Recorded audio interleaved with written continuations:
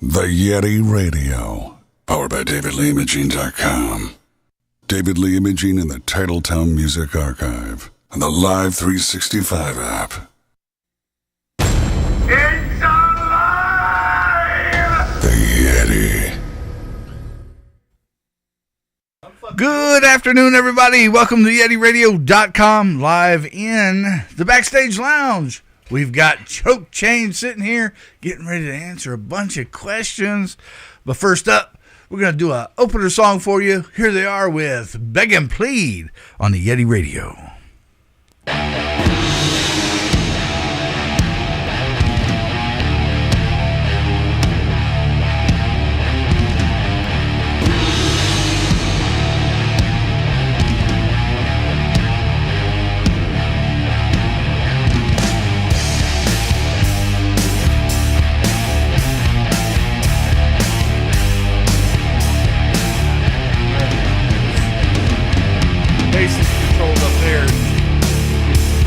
Don't hear it or it's too much. The brand is better than that, and I don't know what. I've been your jack. I've been your Jack the Ripper. You got inside my head. Funny, I signed to death. I feel the knife. The serrated edge. I played your crazy games. You left your golden ledge. And then you let me go. And think you're the only one who's got what I need. And I will beg and plead. You told my heart apart. And I will let it bleed.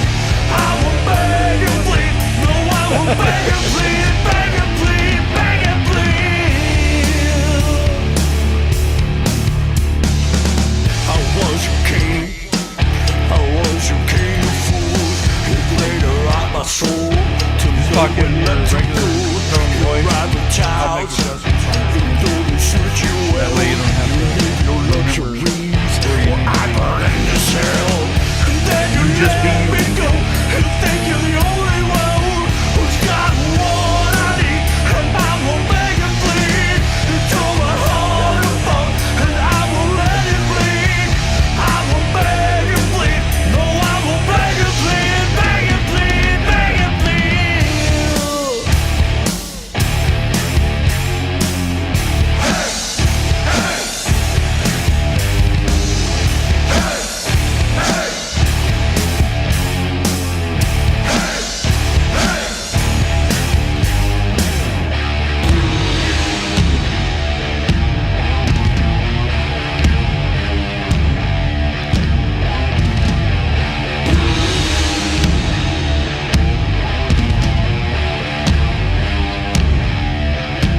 And then you let me go. And think you're the only one who's got what I need. And I will beg and plead. You tore my heart apart. And I will let it bleed. I will beg and plead. No, I will beg and plead. And then you let me go. And think you're the only one who's got what I need. And I will beg and plead. You tore my heart apart. And I will let it bleed. I will beg and plead. No, I will beg and plead. Beg and plead. Beg and plead.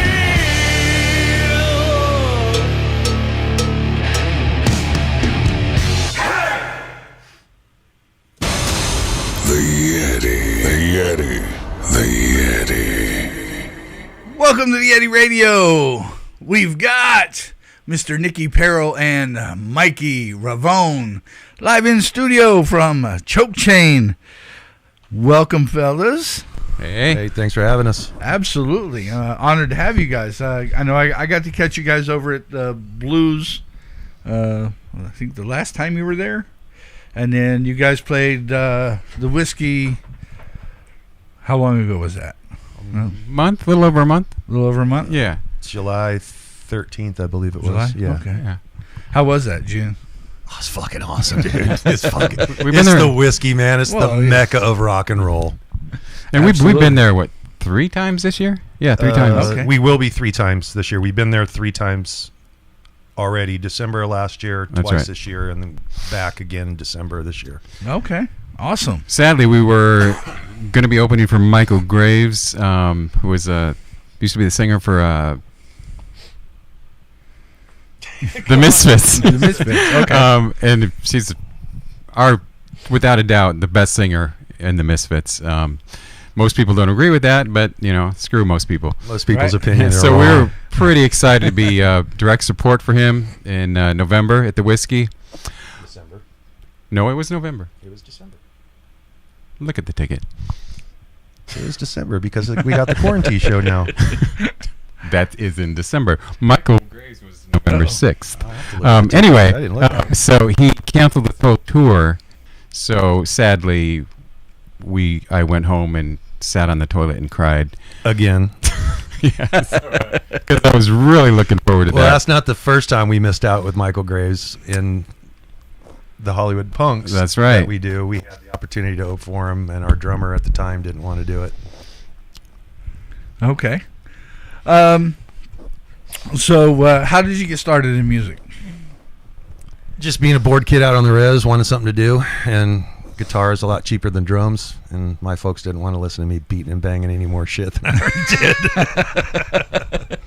Awesome. Yeah, just of course, by the time that 80s metal came out, I was right at that age, and started getting into rock and roll and how cool it was and how cool the videos were and all that good stuff. So yeah, I started bugging them for a guitar, and Your hair ever been any shorter than that? oh yeah.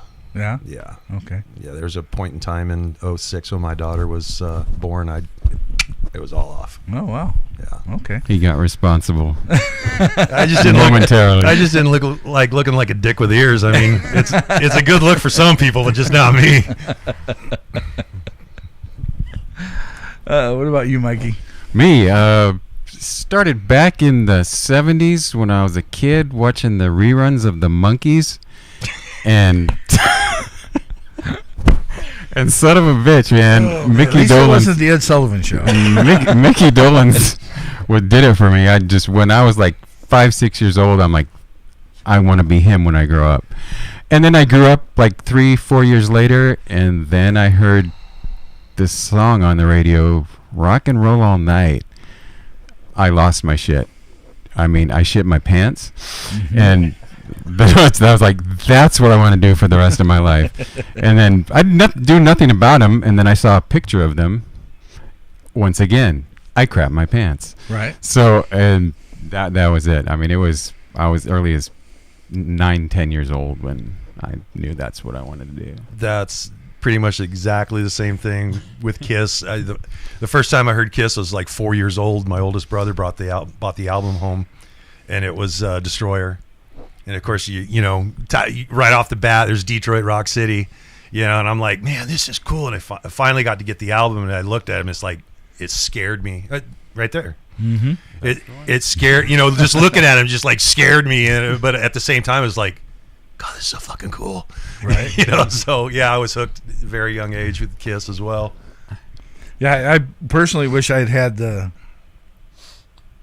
mentality to push and get into music when I was younger, but unfortunately, that wasn't possible for me anyway. And another thing happened as well when I was really young. My dad would always, my dad was a musician as well. He would always try to impress me and say, "Oh, hey, Moses, Alice Cooper used to practice a couple doors down." I'm like, "Okay, Dad, I don't know who that is.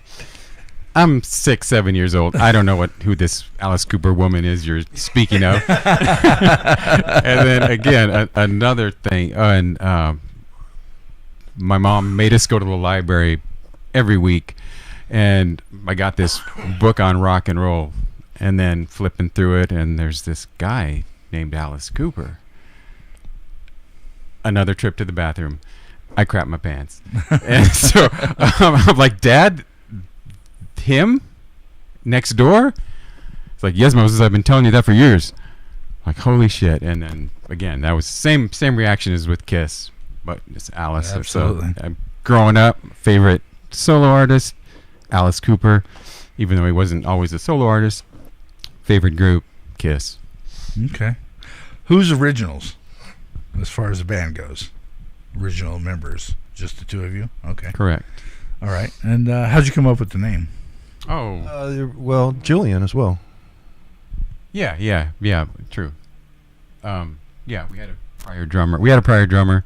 And then, okay, I'll tell the story on where the name came from. It's pretty interesting. We had been trying to come up with a name for a couple of months and coming up with all kinds of crap. Things that sounded too metal, names that sounded like our logo should be something nobody can read, and clearly that's not us. And we had been together with a prior drummer. It was just the three of us at that point. We didn't have a singer. And we had a song that we were working on. It was called Choke Chain, and It wasn't really. It was called Choke Chain, but it really wasn't. It's just when I wrote that song, that's kind of what came to my mind as Choke Chain, and it was more like lyrics would have been a little bit more BDSM kind of thing. So, Okay. and I mean the song, it wasn't great. It wasn't. Not gonna lie. No, I mean it was good, but had a great groove. But so anyway, I was going to practice one day with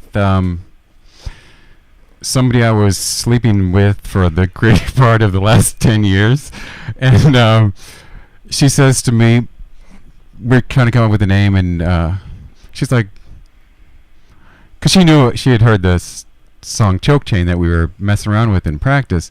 She's like, well, why don't you just call yourself Choke Chain?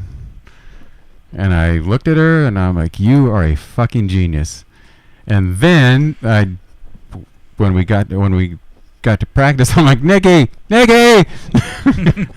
Choke Chain, and that's how it was born. That was it. It stuck. It's like, damn, that's good, actually. Yeah, and then the song itself, we ended up scrapping it because I mean, if you're gonna have a song the same name as your band, it's got to be epic. Yeah. I mean, it really does, and Absolutely. it wasn't epic. Especially in rock and roll. Yeah, I mean, it was good, but it wasn't epic, so we just trashed it. Maybe someday they'll make a comeback. Well, I mean, that was one of the very originals where, literally the very beginning, where I had brought in 3 or 4 songs, Mikey had brought in 3 or 4 songs, and once we started getting rolling and once we started really clicking, I mean, and Mike, like I said, Mikey and I had been playing together for 7-8 years with punks, but we hadn't been doing originals together. So once we started getting the feel of each other, it was just one of those like, well, why don't we scrap these and just start writing shit together? It just made sense. Right. Because the stuff that I brought in was just shit that I liked, shit that I've been writing over the last, God, who knows amount of years, and then just was like, well, I got it titled Choke Chain just because of what I picture in my head lyrically wise, this is what it would be, but it doesn't got to be that. And what the party always fails to tell in this story is whenever I wrote something and brought it into it, it was like, this is just what I heard, take it and do what the fuck you do, because I'm just a bass player. yeah. I mean, sometimes Nicky will bring me fabulous set of lyrics, complete, done, perfect. Other times he'll bring me a stack of shit. Psh, do something with this. And I'm looking at it, I'm like, you want me to do what with this? Do what you fucking do, man. Make me look good. So that's what I attempt to do. Teamwork. Exactly. So how did you guys meet? Over Facebook, really, I believe. Yeah, I don't remember. I mean, it's been a while. I think it was just over Facebook, and I don't know why, but I like had reached out to him at one point because I was trying to get this old school punk thing going, and of course it's been going on for like a couple of years of trying to get it going, and I don't know if I reached out to him, he reached, but we were talking on Messenger, and I had brought up this punk tribute. Now, I knew he was in the Ramones, and I don't tend to try to bother people who are already in bands, because if you're already in one band, you're probably in 3 more. So I was talking to him about, a bunch of old school punk, we'll do Misfits, Sex Pistols, Ramones, some MC5, all that, get in the deep shit. and he was just like, all right, man, that would be like really cool, really cool. What I didn't know until a few years later is he was on the other side of that screen going, why is he not asking me to play in this fucking band? Yep. Just like we're just having this conversation. I'm like, are you going to ask me or not? It was like, because I'm like, it's perfect. This is what I've been wanting to do for a long time. And I kind of expressed that to him without saying, hey, can I be in your I don't band? fucking pick up on subtleties very well. I'm hello, McFly. Yeah, he needs like Got to be blunt. Right? So yeah, then, I don't know. It was a few weeks later. I think a few weeks later, yeah. maybe even a month or so. Hey, Mikey, would you be a fuck yeah, man? I've been waiting for you to ask me this. And then so I You didn't even get to finish the question. and then so I'm like all in, everything's going great. And then he dumps this on me. Oh yeah, by the way, we're singing all this shit, so whatever song you want to do in the band, you got to sing it. And I'm like, That came later. That came later because we did try to find singers. Not with me, you did. I did try to find singers. Not when I was in the band. Yeah, because if you remember the first rehearsal when we had Donnie, it was up at Styles' house. Yeah. And I had said, well, I'm tired of dealing with these douchebag singers. I'll just fucking sing it. Got 2 songs in, and I'm like, That's right. Okay, you're right. we're all singing. Okay, that's right. You're right. And I'm like, wait, what? You're singing? Is that what you said? You're singing? No. No, I changed my tune real quick after 2 songs. So I'm like, well, you know what? We're doing punk music, old school stuff that we liked. We're doing stuff we liked. We didn't care. It ain't got to sound good.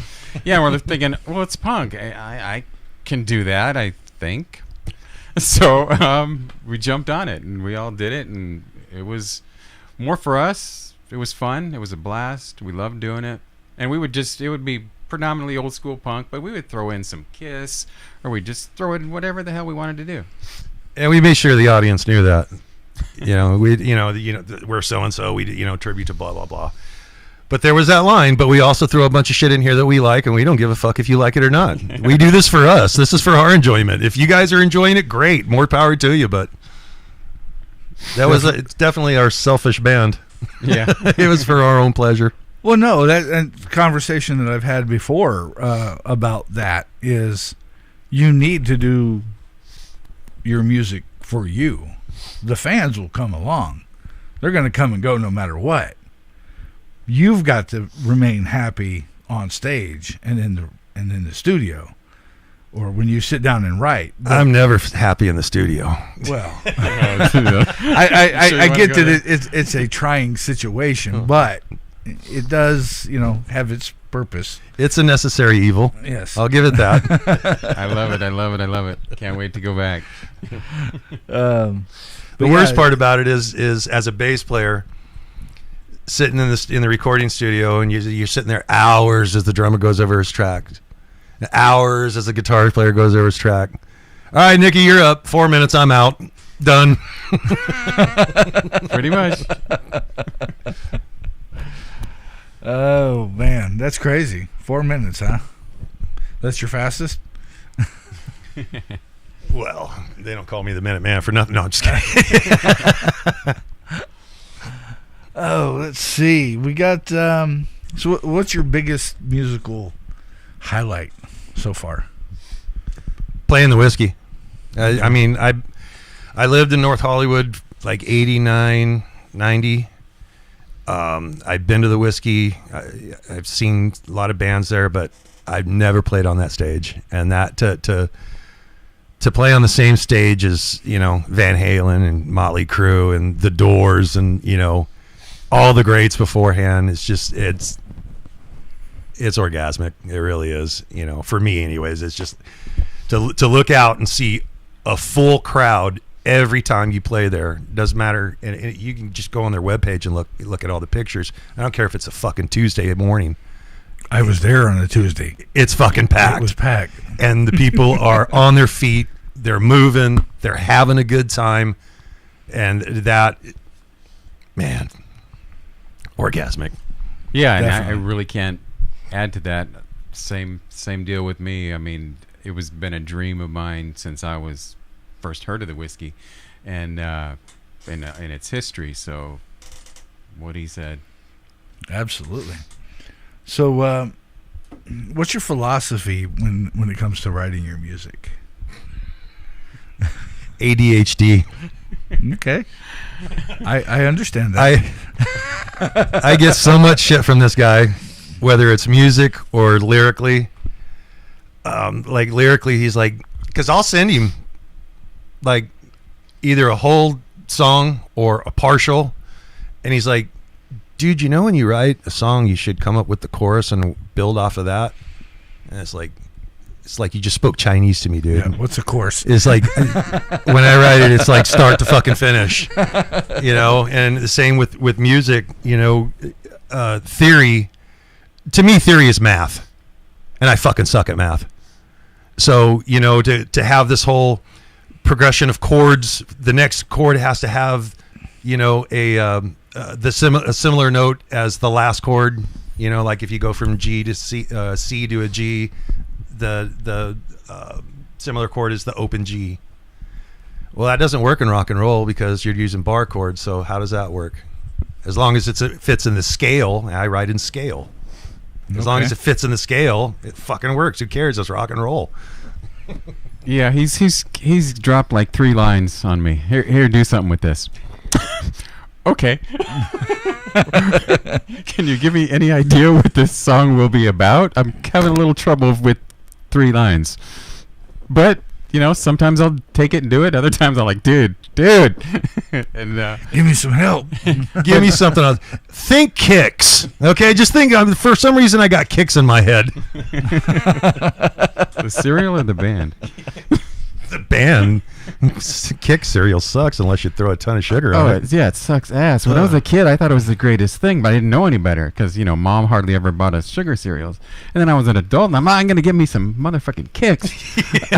And it was just these little dry ass Styrofoam balls. Thank you. Yes. Mom, why? Why, Mom? Because it was $1.29 a box. Oh, yeah, that's right. Which came first? What's that? Which came first? The cereal or the band? I don't remember. Gotta be the cereal. Yeah, because I was eating it in the Kicks came 70s. out, and I think in 84, 85. Yeah. That's cool. So, who are some of your musical influences? That's going to be all over the place for both of us. Again, when that 80s metal came out, man, I mean, that just grabbed me by the cojones, and I was, you know, and of course the video age, you know, you see all the over the top shit, you know. So yeah, there was the Crew and Van Halen, Kiss, obviously, early Def Leppard, you know, Doors. I really dug the Southern blues rock like Skinner and, you know, Molly Hatchet and stuff, but it was really just that 80s until about like 85, 86 when, you know, everybody just kind of sounded the same, and you know, we ended up with stuff like Nelson. But they were so cute. Was that rock and roll? I thought it was more pop. And yeah, They tried to convince us it was rock and roll. It was always on MTV. Well, yes. yeah, At least it wasn't on the Headbangers Ball.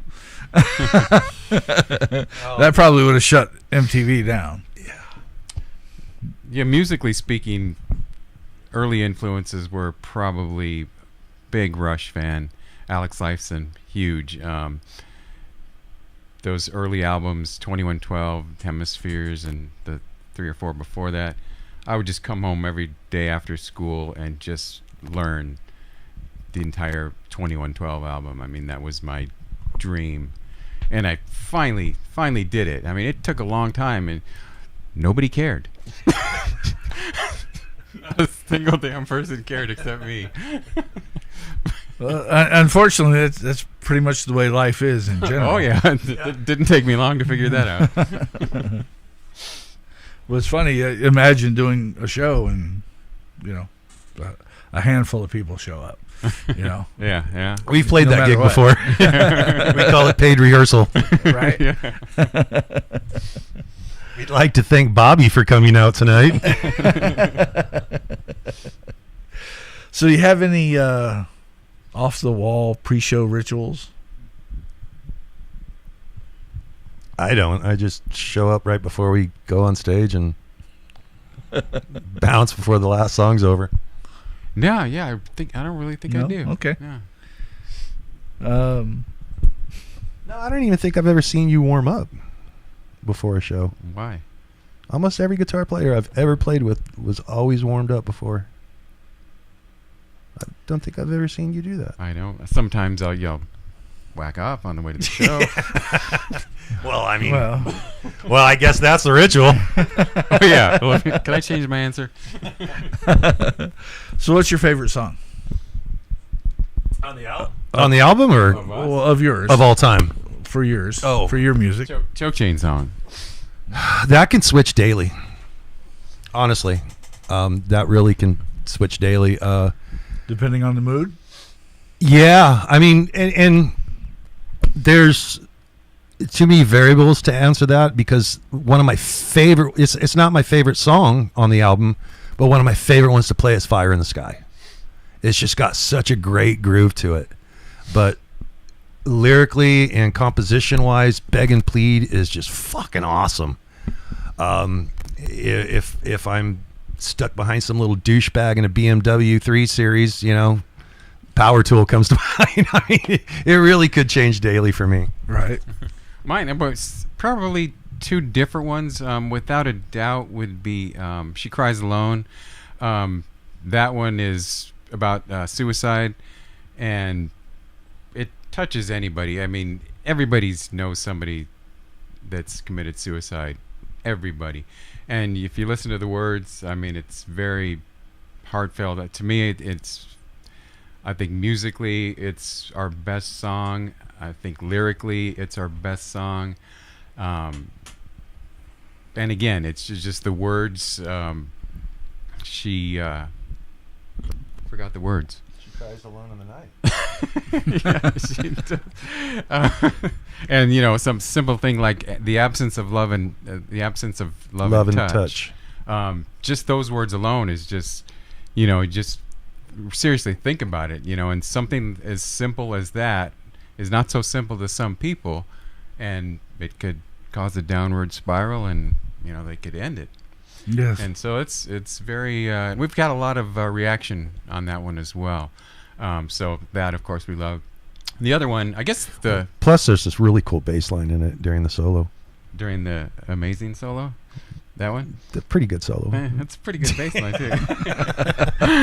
But no, I think just that song from start to finish is just Okay. wonderful. The other one is the Dirge, which is again it's about something. A lot of our songs are just bullshit. Other, you know, No, life experience. really not. No, I mean, Yeah, that's all life experience. But yeah, I know what you're saying. It's about bullshit we've had to deal with. Yeah, it's about life experiences. Yeah. But like the Dirge has another message. It's about what is it about? I wrote it. Yeah, you did. You should. It's about basically how we explained it to the singer when we told him how we wanted that being sung is up until the solo, which there really isn't a solo. It's just a lot of fucking noise. This guy's hanging by a thread. Yeah, I mean, he's hanging under reality by a thread. It's basically mental illness and kind of what goes on in somebody's head internally that you don't see, he doesn't see, I don't see. It's just what's constantly going on in somebody's head. So that song itself, there's a lot of repetition. We repeat ourselves a lot because that's what's going on in the head. And another great thing, we have a handful of videos that just I made on my computer at home. Nothing professional. But if you ever get a chance, check out the video for the Dirge. It has got, one day I was bored out of my mind, so I decided to count how many head explosions are in that video. Literal head explosions. And I think there was like 107. And it's a 7-minute song. You're catching up with John Wick. 6 minutes and 51 seconds. Yeah, and it's a lot going And on. we went into the studio to try to shorten that because it was already 6 minutes and 54 seconds. But that's a fun one. It really is. It really is. Yeah, it's slow, it's driving, and again, it's just trying to recreate what's going on in somebody's head, or a lot of people's head. And then what's really cool is when we were in the studio with that one, Michael Beck, the engineer from Escape the Hive, he had Mikey and I go in and do backing. So like the last 2 minutes of the song or so, there's you hear us talking, like voices in this guy's head, and there's whispering and shouting and over here, and just a bunch of weird stuff. Yeah, just confusing, But it fit with what, like I was saying, when we explained it to Julian, up until this solo, the guy's just barely hanging on by a thread. Once that solo is over with, that thread's gone. It's gone. Yeah. So it really worked out, and it was definitely fun. It's fun to play. We don't play it a whole lot unless we got a longer set, only because it's such a long song. We don't want one song to be half of our set. Well, of course. Usually when we got a good amount of time to play a show, then we always throw it in there. Okay. What is the craziest thing that's ever happened during a show?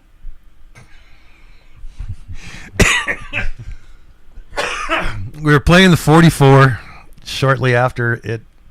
Oh, it didn't even get the stage renovation yet. So it was shortly after it changed formats. So it was the original stage. I don't even remember what song we were. And I look over out of the corner of my eye. There's Mikey flying across the stage because he kicked the drum riser and went full Superman. Wow. I fall a lot. I laughed so hard. I should have probably, hey, dude, are you all right? But I mean, it was just so fucking funny. Yeah, I was down there for a while. I tried to play it off like it was part of the show. And it's happened on more than one occasion because we got a high energy show. We don't stand in one spot. We're all over the stage. Me and Nikki and Julian, we're all over the place. And the smaller the stage, the more there's a bigger chance of me falling on my ass. So the blues, I fell on my ass multiple times. A couple times, I know. Yeah. I almost did it the Whiskey when we would have been second song, I think. Child's Play. I banged my head, and I came up, and as Julian was coming out to start to sing, I back out, trip on my own damn 2 feet, and damn near took out the bass rig. It was the first time we were there. I was thinking, oh, geez, way to go, Nikki. You're never going to play here again. If you could collaborate with anybody. We had this question not long ago. Yeah, we don't even remember our own answer. I don't. But again, I think that's one of those that could... Oh, I remember mine was Desmond Child. I mean, his resume speaks for itself, but... Again, I think that's probably a question that could change daily because, Jim Morrison, that would be awesome. Right. Yeah, I don't know. Yeah, I don't. This wasn't my answer the other time, but probably one of the top would be Alice Cooper. As a lyricist, he's freaking amazing. He's got a mind that can't be duplicated. He's written some of the greatest, craziest stuff. I Love the Dead, Dead Babies. Good shit like that. It's just like I want to get in that mind, and nothing be better than to write with him. So. That is totally awesome. I couldn't agree more. Okay, you've been to the Whiskey, so if you could play anywhere else in the world, where would that be? Sao Paulo, Brazil. You ever seen videos of anybody out there? Doesn't matter what band it is. It's a 5,000 sea of people for as far as the eye can see, and they're all moving along at the same time and jamming to your music. That would be my pick. Like a band like the Ramones, who could not even bring in 1,000 people in America anywhere. They play 1,000-seat places. They go to Sao Paulo, Brazil, and like he said, there's just hundreds of thousands of people. So it's a different world. But if I had my choice, it would be Compton. Watts. That too. Yeah. Japan would be cool too, because I mean, even bands like, and I'm not trying to down them. I mean, just it was for me. It was a real bummer for me when, after I realized what the project was, after I heard that Billy Sheehan and Paul Gilbert were putting together a group in the late '90s, and it turned out to be Mr. Big. I was expecting something a little more Racer X, but yeah, I mean they're huge in Japan, and there's a lot of bands are, and they that would be another great place to play, sure. because Absolutely. I mean they just love American rock and roll. Yeah, between Germany and Japan and Brazil, it's insane. When show I used to do with a different station, it was more all rock based, and that was where most of my listeners were from. So That's cool. yeah, That's really cool. so when I had my own station here not too long ago, and it flopped, and I just said the heck with it, and after 12 months pulled it because nobody was listening, probably because it was multi-genre, and the average person doesn't multi-genre. It's they have a lane and they stay in it. So Yeah, but those are the same kids wearing, Metallica Master of Puppets T-shirts, and they're too young to even know when that album was made. Yeah, but that's like you said, multi-genres. That was like growing up in the 70s. I mean, on the radio, you would hear Kiss, and then you would hear ABBA, and then you would hear some Saturday Night Live or Saturday Night Fever shit. And it's like all the same 10-minute span. It's just, And then the Eagles. yeah, rock and roll covered everything. It covered Right. disco, Absolutely. rock. well, we're gonna shoot into the intermission. Here's Choke Chain and She Cries Alone right here on the Yeti Radio. She cried alone in the night.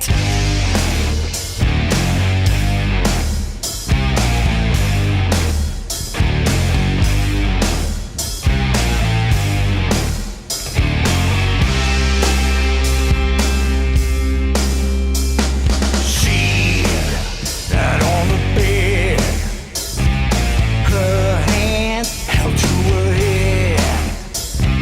She rocks back and forth from the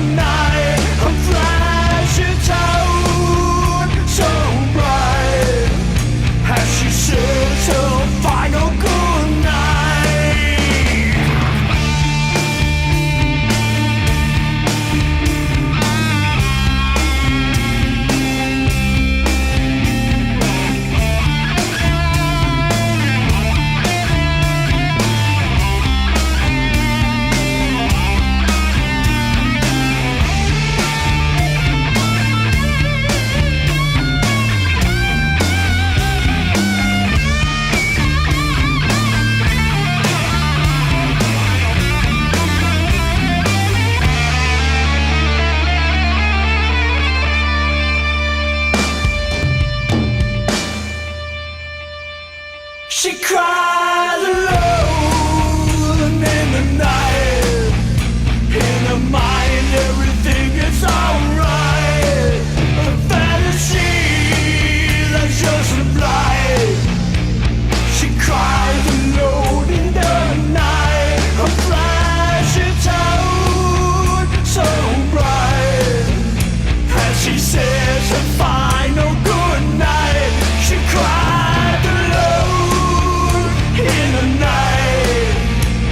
Her mind made everything go right. The pain alone was too much. The absence of love and of touch. She cried alone by herself. Her end was an end of itself.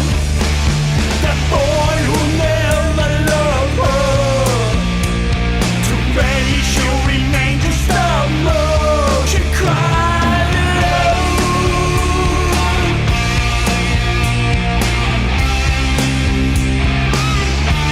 She cried alone in the night. In her mind, everything is alright. She cried alone.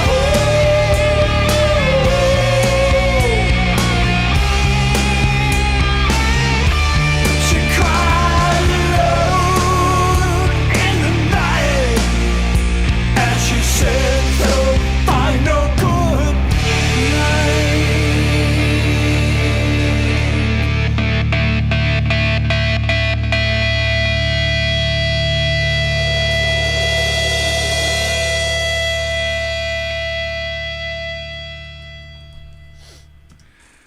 Choke Chain back in the studio with the Yeti.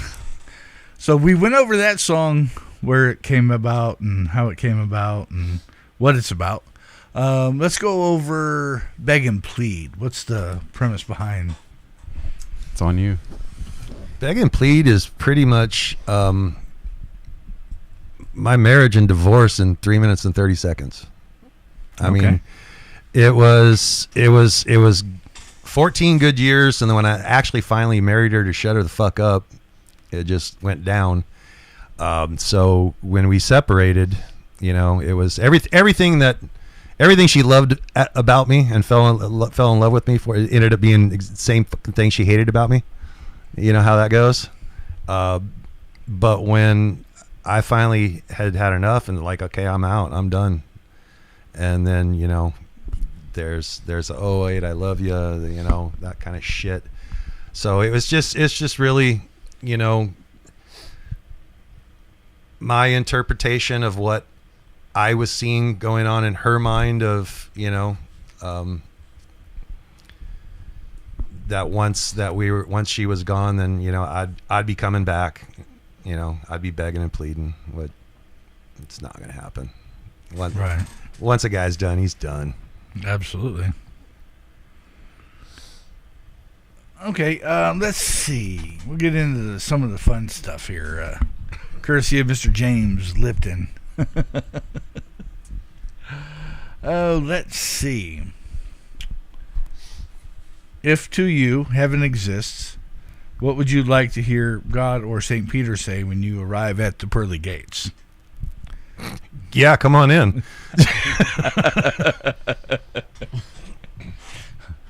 That would be you look mighty cute in them jeans, boy. That would be Mr. T. Look mighty cute in them jeans, boy.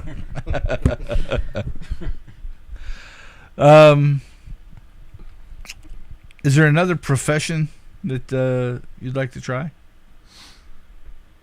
I'd like to be Hugh Hefner reincarnated. Okay. Because when he died, nobody said he was going to a better place. Right. This is the truth. I don't know. I'm a big reptile guy. I've had hundreds, if not thousands, over the years. So you want to be Steve Irwin? No.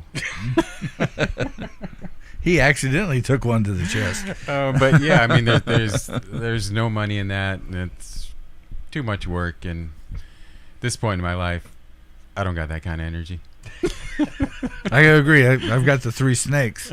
So, yeah, they're those are a handful. I could only imagine the guy I used to watch from Snake Bites TV, Brian, who passed away. A warehouse full. How the hell do you manage that? Yeah. So I used to do it as a side gig. Really, I did it to support my reptile habit. I had, 50, 60, and I'm like, well, I should just go and sell shit at reptile shows. And so I did that for several years, and it kind of broke even. I'd travel around Arizona, California, Nevada, doing these reptile shows, and almost broke even, but still didn't. So Right. So let's see. What's your favorite word? Regular word. Regular word, not swear word.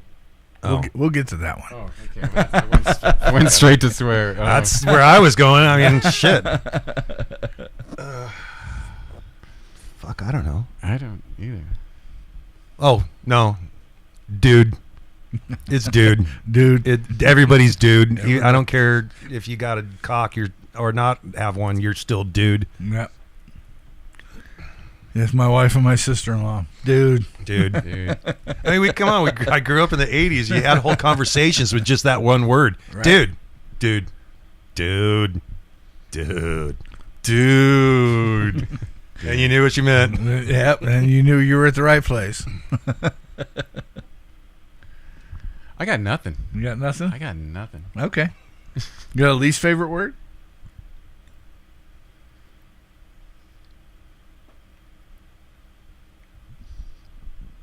No, I don't. Well, that's mine. No. Yeah, I don't like hearing that either. I got least favorite people. I got least favorite things. I got a list of those. Got a list of leasts, but not a word. All right. We're going to go out on this limb only because it's on this list. Thanks to my buddy James for sending it to me.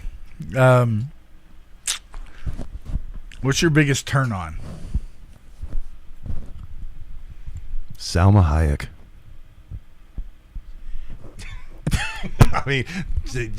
I know. I mean, come on. Just listen to her talk. Right? No. And look at her. Yeah. I got to go with anal.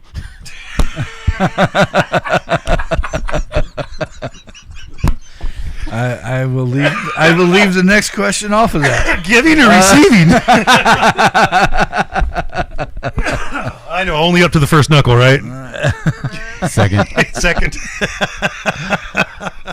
Wow. Oh, wow. You think you know a guy. Right? But that's what this is for, because it Escape the Hive was here when I first got these, and that was Oh, poor Michael. Oh my God. Poor Michael. He had to hear so many only the first knuckle jokes while we were in the studio. I apologize again, Michael. All right, your biggest turn off. People. I'm not what you would call a people person. Okay. No, honestly, just stupidity. I mean, just like sheer. I don't care that you're not educated. I mean, I've known people who've got degrees and are just complete fucking morons. You know, it just sheer stupidity drives me up the wall. I don't care how hot you are. You can be hot, but just dumb. Just like, yeah, I won't get into that. Right. I have to agree with you. I would go with somewhat the state of the world today. People, we actually have a fairly new song that we like to open our shows with now, and it basically is just how irritating people are. It's called No One Cares. No one cares. The couple of lines are, no one cares about your he, she, it, this, them, that, they. It's nothing but bullshit. And that kind of sums up my answer to that question. It's funny Okay. when he sent that to me, I was actually in the middle of writing one exactly very similar. So he sent it over, and I'm like, well, here's what I sent over. So I guess I was going to send over to you. So you beat me to it. Well, and that's another good sign. Yeah. When you both write almost the same. Yeah, we're usually pretty well locked in on the same thought process and wavelength like that. I mean, there's not many times we butt heads, but when we do, we butt heads. But we respect each other enough to go, all right, well, let's try it. Or Yeah. dude, I'm telling you straight out, that's bullshit.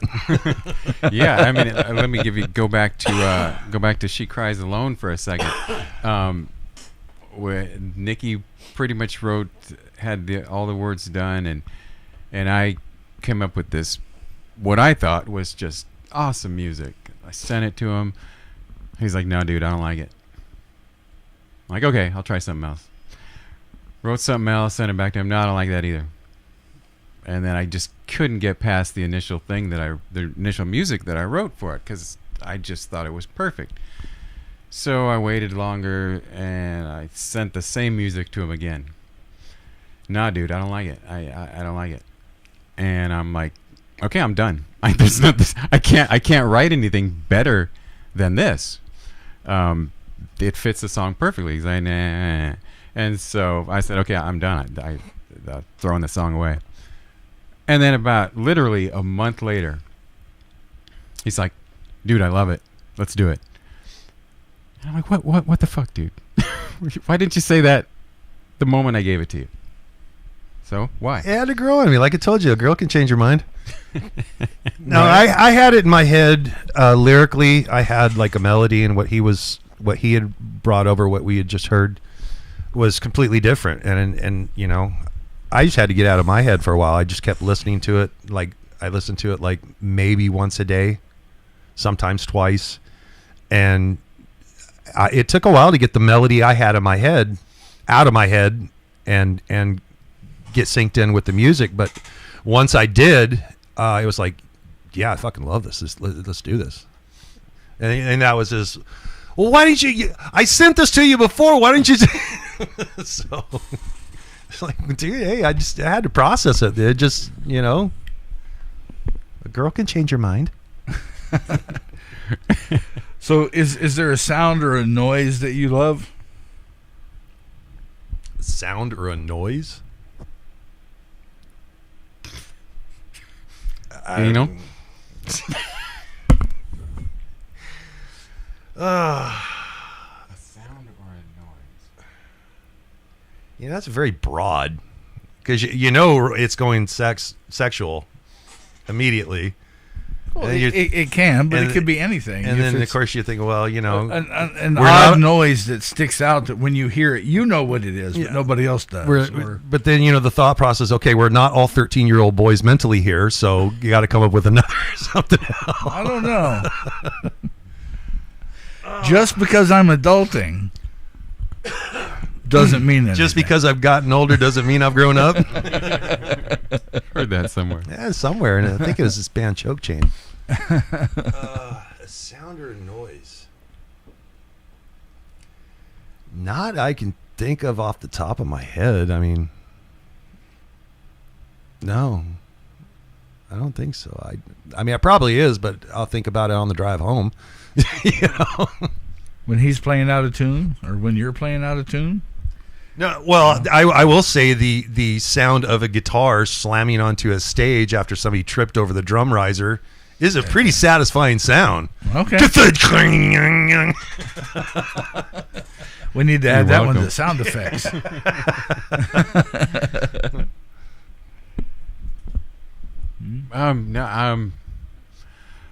A sound that makes me happy is pigs. The sound of a pig making pig noises. Okay. That's also a turn on as well. Not sexually, but a turn on. Okay. Mikey's into the 250. The 250 club. She's not 380. She ain't a lady. You got one you don't like. A sound. Fran Drescher's voice, Okay. especially when she was playing The Nanny.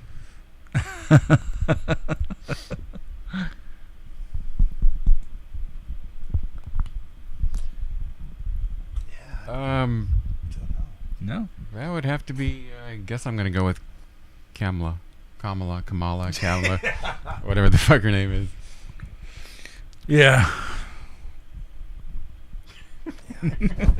I was waiting for you to say anal. Right? That seems to be his go-to.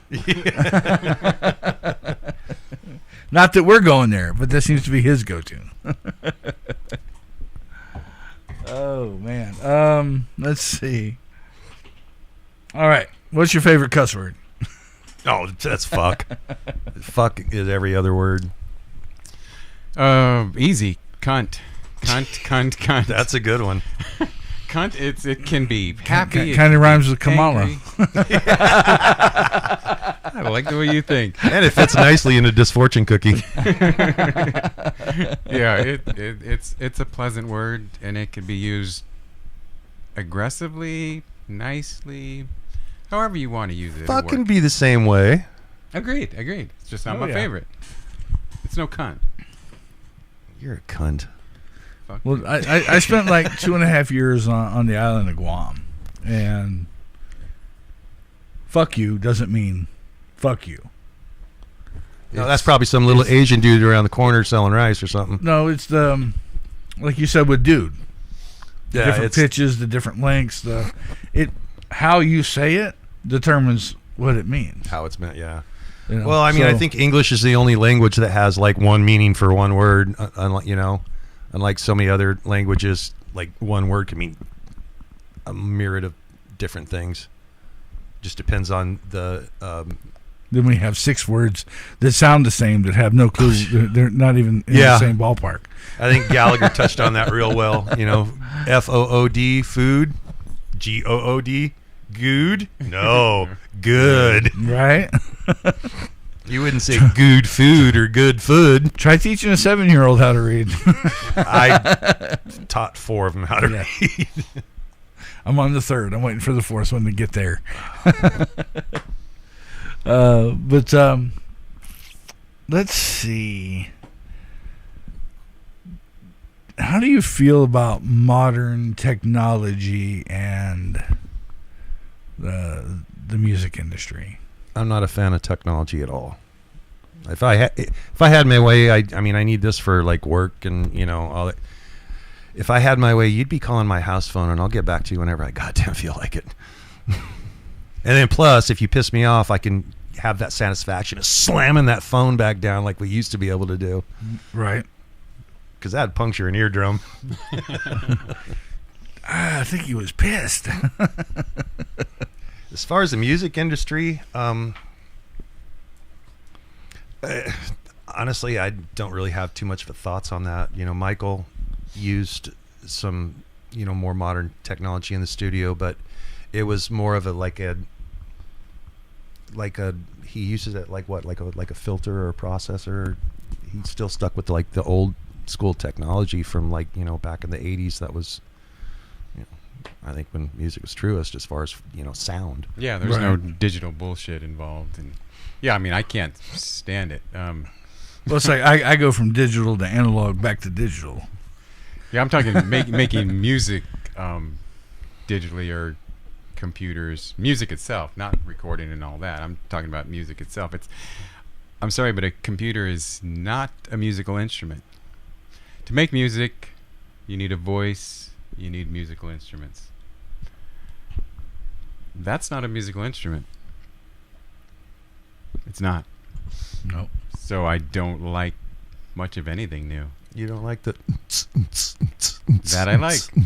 As long as it's a human doing it. turning knobs and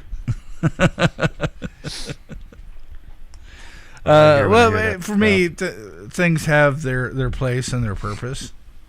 Agreed. It's just doesn't have a place or a purpose in my life. Right. Absolutely. Okay. Let's see. What do you like to do outside of music? Nothing. No, I'm a hermit. I really am. I work my job. I go home. You don't see me until tomorrow. I don't go out unless it's to go, just do like normal shopping and stuff. And then I go really early when they open up, so there's less people to be around, and then I get the fuck back home. So, I mean, other than that, just messing around on guitars and writing music. Other than that, that's really all I do. I've got no life. And that's a good life. For me, probably it's things I've already touched on. Big into reptiles, snakes, and lizards. I breed them. I sell them. I buy them.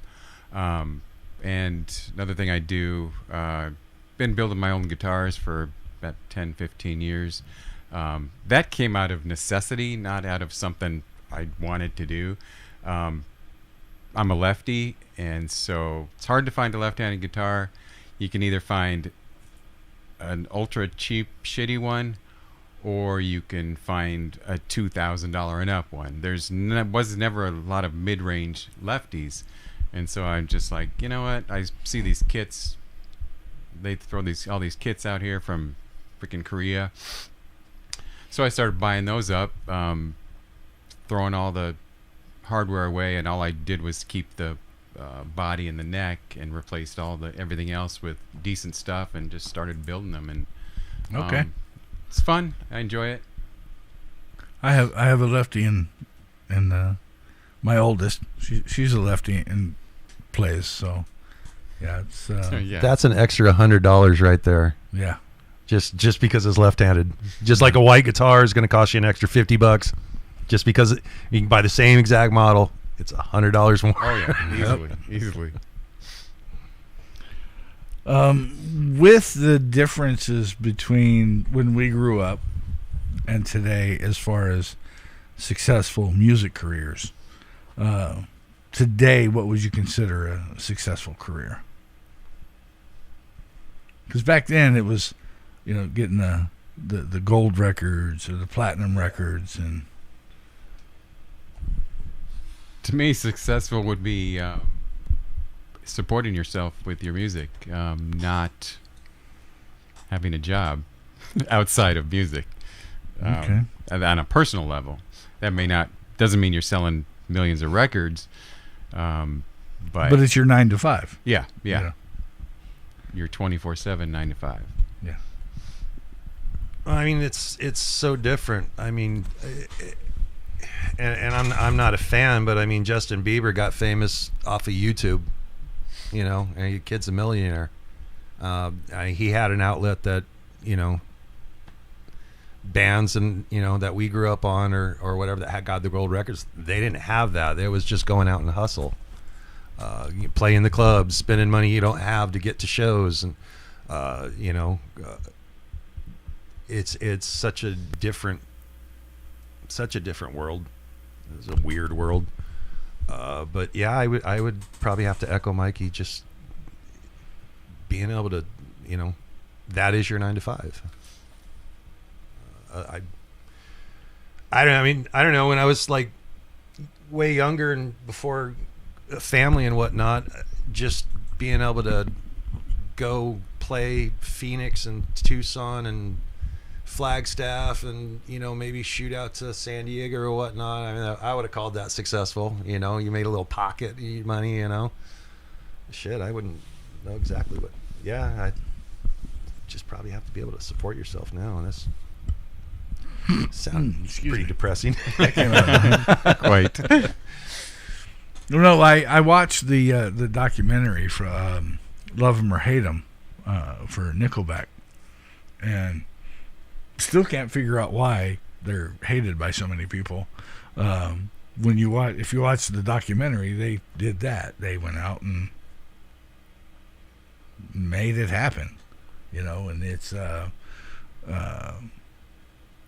love 'em or hate 'em, they did it. And to learn what you learn watching it with like one of his dad took a $30,000 loan out so he could give him the money so that they could continue to do the tour. So It's a lot of work. I sit back and watch what you guys do as a fan, and everybody else. It's absolutely crazy. I was a stage tech for the theater at a casino back home for a couple of years, and it was the best job I ever had in my life.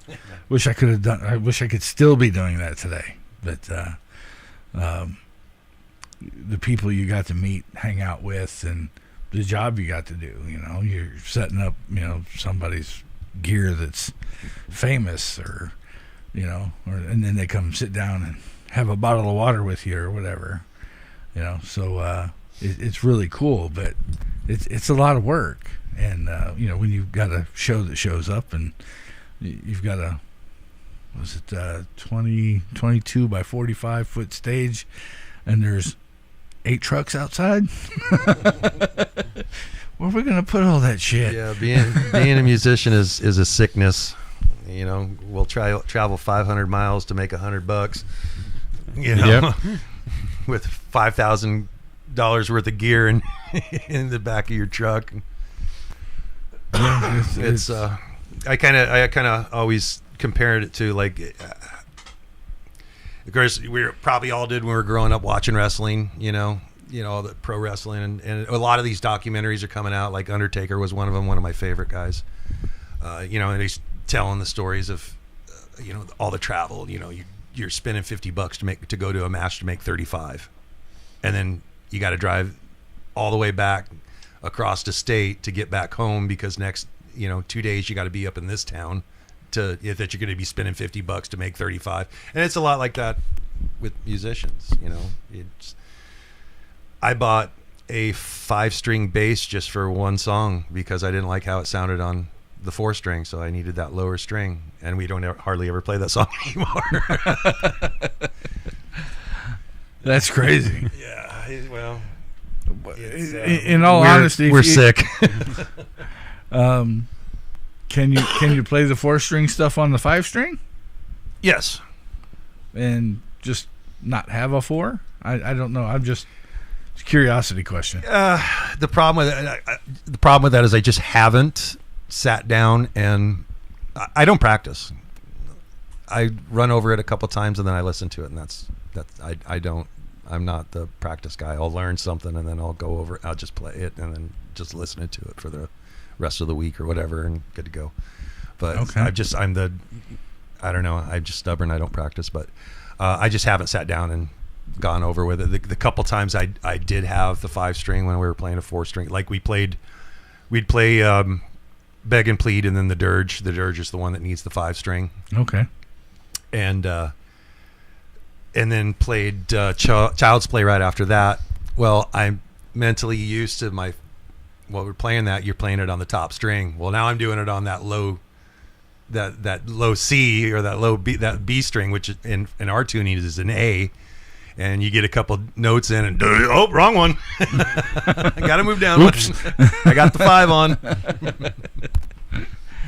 Looking for the brown note, folks. Just looking for the brown note. So what's in the future for Choke Chain? What's coming up? Anal. It's addictive. The wise man. Well, we got a few. We got several new songs we've written, and we're anxious to get back in the studio. What we do is we got 5 or 6. Most of us are excited to get back in the studio and get those out for people to hear. Yeah, I think we got 5 written. Yeah, completed. And I think we got another 2 more that still needs work on. And then whatever else pops up between then and there. Yeah. And now. And then again, we're back at the Whiskey December 14th. Yeah. Explain who... we're opening up for Quarantine. It's not the old band Quarantine that people might think. It's spelled with a K. It was formed during quarantine. It is a no makeup Kiss tribute band that is fronted by Chris Jericho. If nobody knows who Chris Jericho is, he is the lead singer of Fozzy. And if you don't know who that is, he's also I guess he's in AEW now, but he used to be a WCW and WWE Right. guy. He's one of my favorite wrestlers. He was an arrogant prick, and so Yeah, I just, I was like, dude, I like this guy. So, but yeah, we're opening up for him. Direct support. There's I think a Guns N' Roses tribute before us, so we're going to be the only original people during a tribute night. So it's going to be fun. Oh, but cool. it's playing the Whiskey. It's opening up for Chris Jericho. I can't complain about it. Oh, definitely not. Because he's he's been not only doing wrestling but doing music a while. So I think 25 years, 26 years. Yeah. If Ozzy's been out. Yeah. And that band, when it was formed, they also had Bruce Kulick in it. Who was Okay. Kiss during the 80s, the Yeah. no makeup years. So he was originally part of it during the quarantine when they first formed. Yeah, Okay. they all did the whole like Zoom thing or whatever, and it was pretty cool. The videos are pretty fun. Other than that, I mean, Any other gigs between now and December? Anything lined up? No. we're really looking to try to get out of the clubs. I mean, you know how there's more and more clubs closing every day. There's more and more bands coming up every day. There's more and more tributes coming in, which makes it harder for, all the other bands to get in because people really love the tributes. And I get it. They're fun. I mean, I did the Motley thing for quite a while, and it was a blast. I'd really like to get out more, which is why we've bounced off to California. Yeah, we're coming looking up to 4 times. Would really like to get in the Viper Room or even the Roxy, get down to San Diego and play. I wouldn't mind playing every week. It's just it's hard to do when you've got the 44 and pretty much the blues, and that's all you got. I mean, I know there's other clubs out there, but there's a lot of clubs that don't even have a PA system. They want you playing for 4 hours, and that's fine for covers. That's fine for tributes. But original music, there needs to be an opener, a middle, and a headliner. That's my opinion. Yeah, so we're really looking outside of Phoenix, other parts of Arizona as well, and even into New Mexico and Nevada. So, Nevada, yeah, would be nice. Fremont Street would be fun to play. Right. I know one particular bar on Fremont Street, but they don't do bands. They do the EDM stuff. So douche stuff. Yeah, still a really cool place, but that's just But best of luck, and all I can say from stuff that I've seen over the last couple of years is festivals. That's really what I would. I mean, because we're all. I mean, face it, we're all older. We're in our 50s.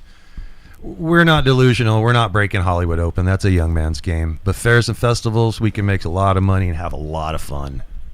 And the way I see it is, if I can make at least what I'm making, if I can play festivals and make at least what I make in my regular job, sorry guys, I quit. Here's my notice, because I'm getting paid to do what I love to do. Absolutely. All right. Well, I want to thank you guys for coming in. Thanks for Greatly having us. appreciate Yeah, it. fine. And sorry it hadn't been any sooner. No worries. It's stars and planets aligning and crazy life. Jupiter had to circle Uranus, and I get it. It's all right. Yeah, somewhere there was anal involved. Yeah, I was gonna say, did you say anus? But only to the first knuckle. Only to the first knuckle. Yeah, only the first night. Okay. Fortunately, that one's only on accident. And hope it's not the thumb. Yes. Ladies and gentlemen, Nikki and Mikey from Choke Chain, right here on the Yeti Radio in the Backstage Lounge. Closing out tonight with What You Want, right here on the YetiRadio.com.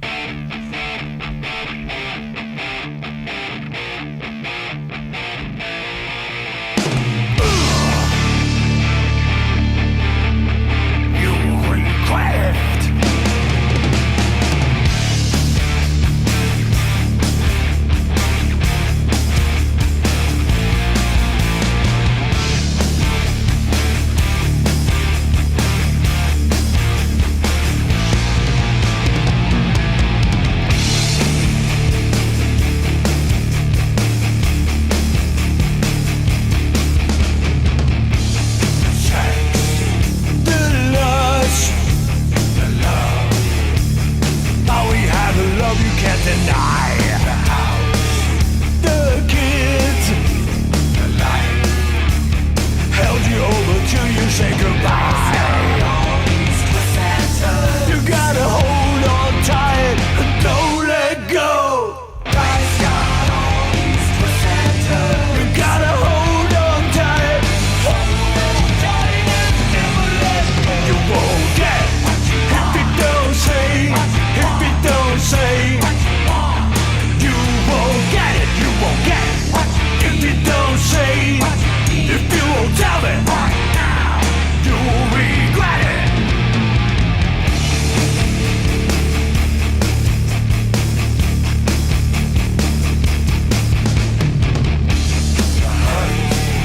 The pain, the truth, living this life filled with endless lies. The fight, the hate, shame, only left you those who wondering why.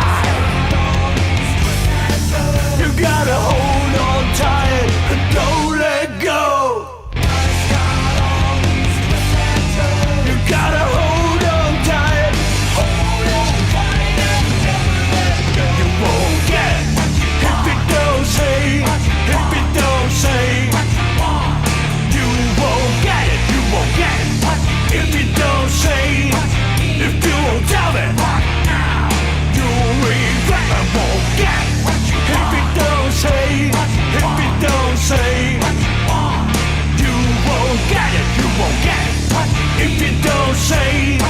If you won't tell me, you'll regret it.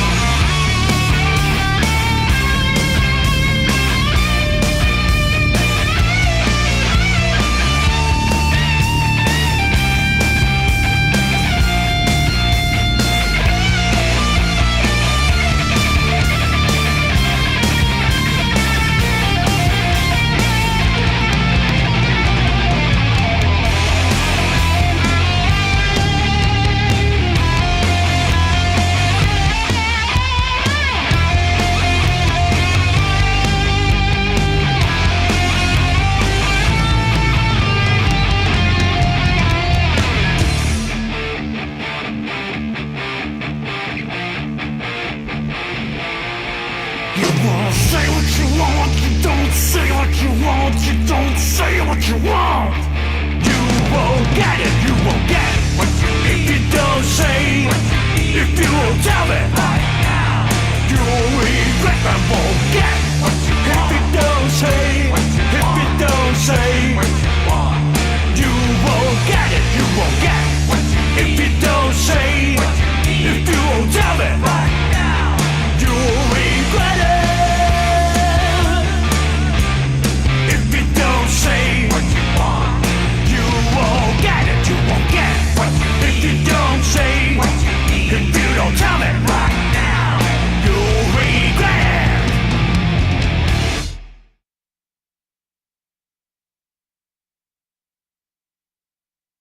Welcome to the YetiRadio.com. Don't fuck it up. Want to thank Choke Chain, Nikki and Mikey for coming into the studio tonight and having an amazing interview. And thanks everybody that tunes in during or after the fact. And we'll catch you on the next one right here on the YetiRadio.com. Bye-bye.